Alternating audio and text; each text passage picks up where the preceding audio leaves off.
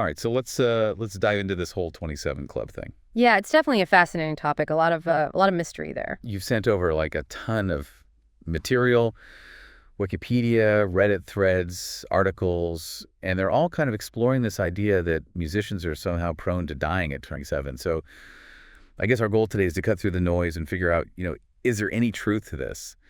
And maybe even uncover what makes this concept so captivating. Yeah, and it's morbid for sure, but there's something about the 27 Club that really captures the imagination, you know? Totally. And honestly, I've always been a little bit spooked by it. Like, is it a crazy coincidence? Is it a self-fulfilling prophecy?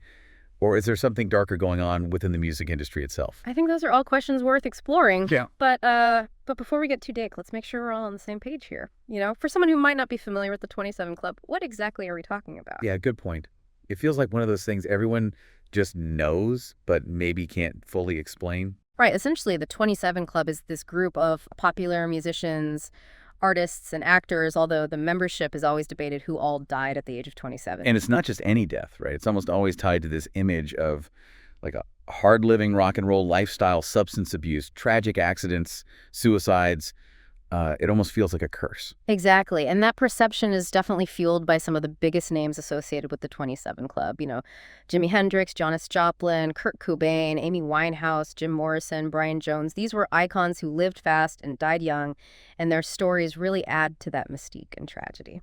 Okay, but here's where it gets really interesting, and this is something that kind of blew my mind when I started digging into the research you sent. The 27 Club is statistically a myth. That's right. Several studies have debunked the idea that there's an actual spike in musician deaths at age 27. There was a 2011 study in the British Medical Journal research by Kenny and Dunovan Afasi. Eric Siegelstad even wrote a whole book dedicated to the 27 Club, and they all crunched the numbers and found no statistical evidence to support the claim. So we're dealing with a myth, but it's a myth that has like incredible staying power.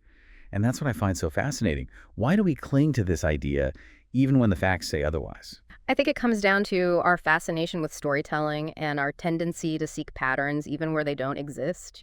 As humans, we're drawn to narratives, especially ones that confirm our existing beliefs. And the 27 Club really feeds into our cultural obsession with both fame and tragedy. It's like we want to believe there's something more to it than just random chance. Exactly. We crave explanations even if they're based on myth rather than reality. And when you add in the larger-than-life personalities of these musicians, the legend just grows.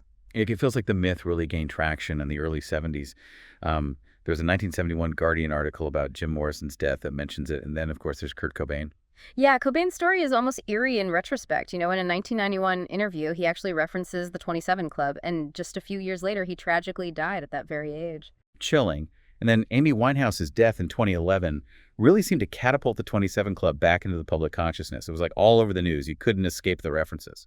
It's interesting how certain events can reignite these cultural fascinations. It's like the myth was lying dormant, waiting for another tragic figure to add to its legacy. Okay, so we've established that the 27 Club is more myth than fact, but the stories are still incredibly captivating.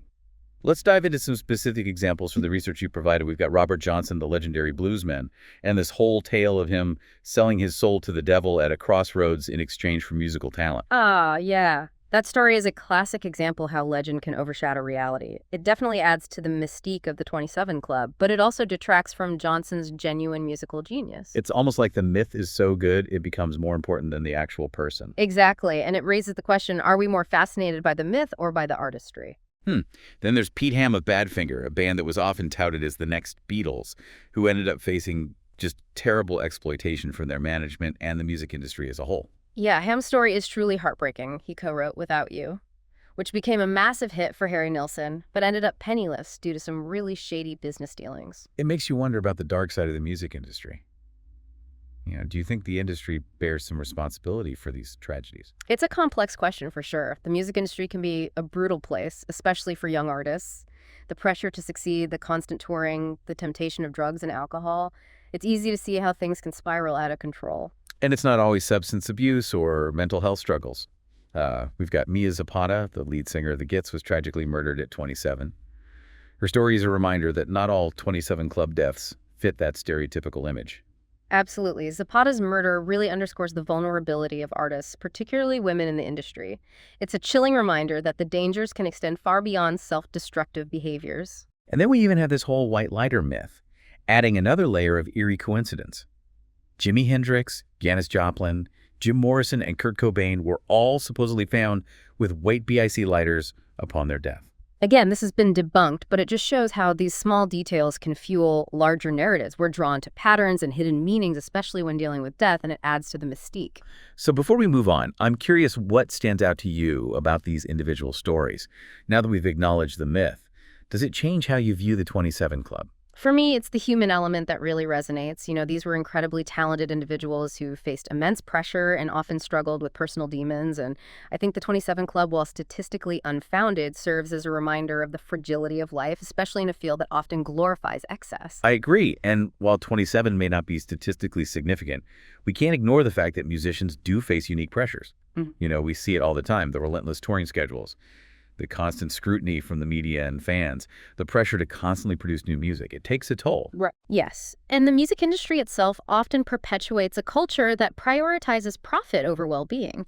Artists are often seen as commodities disposable once they've outlived their commercial value. Yeah, it's a sobering thought. It is, but it's a conversation we need to have. If we can acknowledge these systemic issues, maybe we can start to create a healthier and more sustainable environment for artists. Absolutely. The 27 Club may be a myth, Yeah. but the issues it raises are very real. Exactly. It's a starting point for a much larger discussion about the music industry, mental health addiction, and our collective responsibility as fans and consumers. Okay, we've covered a lot of ground here. We've debunked the myth, explored the stories, and started to grapple with some of the deeper issues.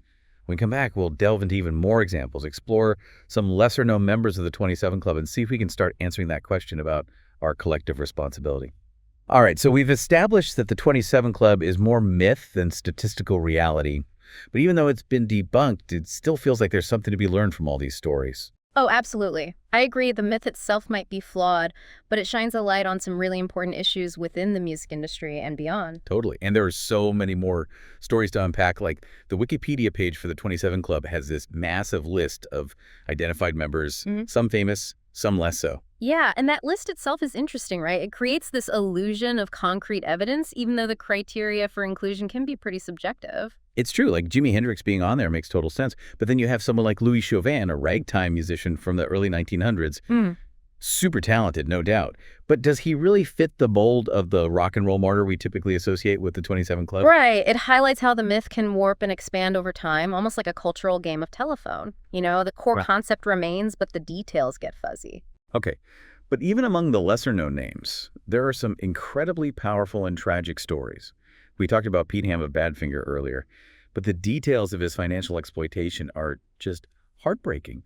The guy co-wrote one of the biggest hits of all time, Without You, and yet ended up practically destitute because of shady management. It's a stark reminder that talent and success don't always equate to a happy ending, and sadly, Ham's story is not unique.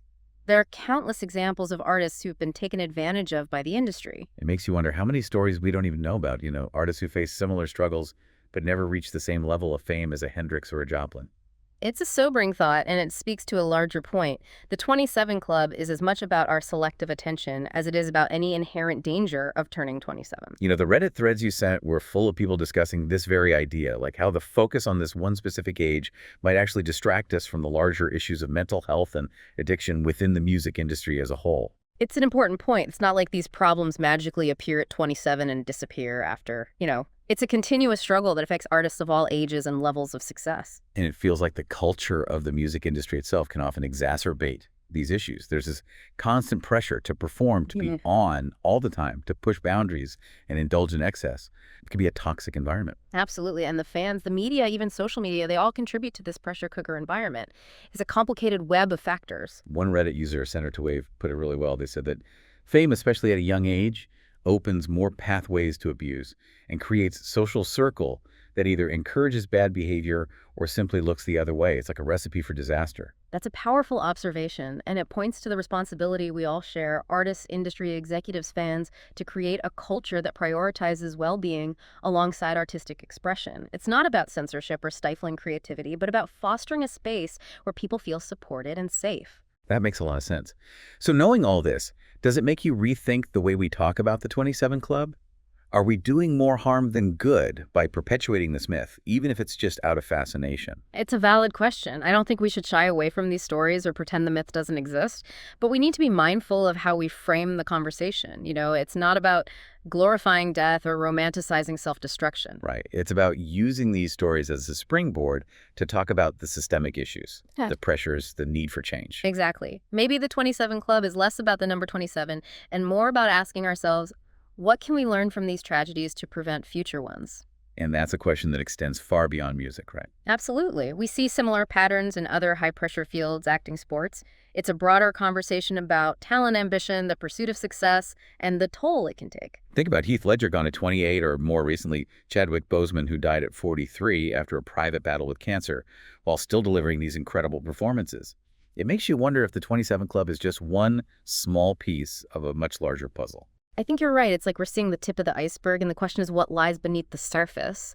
What are the deeper forces at play that contribute to these tragedies, and how can we address them? That's a question I've been wrestling with as we've been going through all this research, and it's something I definitely want to dive into further as we wrap up this deep dive. But first, I'm curious, what are some of the key takeaways that have stood out to you so far? What's resonating with you the most? Yeah, it really is amazing how we can spend so much time, dissecting a concept that's essentially a myth. Right, but I think that's kind of what makes this deep dive so compelling. We're not just talking about statistics or debunking rumors. We're really exploring like the human stories behind the myth and what those stories tell us about ourselves. Yeah, I completely agree. The 27 Club, even as like a fallacy, it acts as this strange mirror reflecting back our own fascinations with fame, our anxieties about mortality, and, even our desire to find meaning in seemingly random events. And it kind of forces us to confront some uncomfortable truths about, the systems that create and often exploit these talented individuals. Exactly. Talent doesn't always equal happiness or stability, and that success, especially in a field as demanding and competitive as music, often comes at a steep price. And we see that playing out in so many of these stories. The pressure to perform, the relentless touring schedules, the temptation of substance abuse as a coping mechanism. It's like a recipe for burnout, if not outright tragedy. Yeah, and I think the Reddit threads you shared really highlighted the responsibility we all have in changing the narrative. Yeah, there were some powerful comments in those threads, people calling for like better mental health resources for artists, more ethical management practices, and a shift in the way we as fans engage with celebrity culture. It's a call to action we can't ignore. We can't just sit back and say, oh, that's sad, and then move on. We have to ask ourselves, what role do WE play in perpetuating this cycle, and what can we do to break it? It's a big question, and I don't pretend to have all the answers, but I do think it starts with awareness, recognizing that these are like systemic issues, not just isolated incidents. Right. It's about understanding the pressures these artists face and pushing back against the industry practices that prioritize profit over well-being. And as fans, we need to be more conscious of the way we consume music and engage with celebrity culture. Mm-hmm. Are we supporting artists in a healthy way, or are we contributing to the very pressures that can lead to these tragic outcomes? It's about holding the industry accountable, demanding better treatment for artists, and recognizing that their value extends beyond their commercial success. It's about seeing them as human beings, not just products. Exactly. And it's about recognizing that this is a conversation that extends far beyond music. We see these same patterns in sports acting and really any field that elevates individuals to a level of extreme fame and scrutiny. It's about recognizing that the 27 Club is just one small piece of a much larger puzzle. A puzzle that forces us to confront our own values, our relationship with fame, and our responsibility to create a more humane and sustainable culture. And that's what I find so hopeful about this deep dive. Yes, we've been exploring some dark and difficult topics, but in doing so, we're opening up space for a more conscious and compassionate conversation. We're recognizing that even though the 27 Club might be a statistical myth, the questions it raises are very real. And those questions have the power to spark meaningful change. So as we wrap up, I want to leave you with this thought. The 27 Club may be a story about tragedy, but it's also a story about potential for us to learn to grow and to create a better future for artists and for everyone. It's a reminder that even in the face of loss and heartbreak, there's always hope that we can learn from the past, challenge the status quo, and build a world where talent is nurtured, not exploited, and where success doesn't come at the expense of well-being. And that's a journey we all have to take together. Artists, fans, industry professionals, everyone. It's time to rewrite the narrative, to move beyond the myth, and to create a future where talent and well-being can coexist. Beautifully said. And to our listener, we hope this deep dive has given you some new insights and maybe even sparked some challenging questions. What resonated with you the most? What are you Yeah. taking away from this exploration? We encourage you to keep digging, keep questioning, keep the conversation going, because ultimately the power to change the story lies with all of us.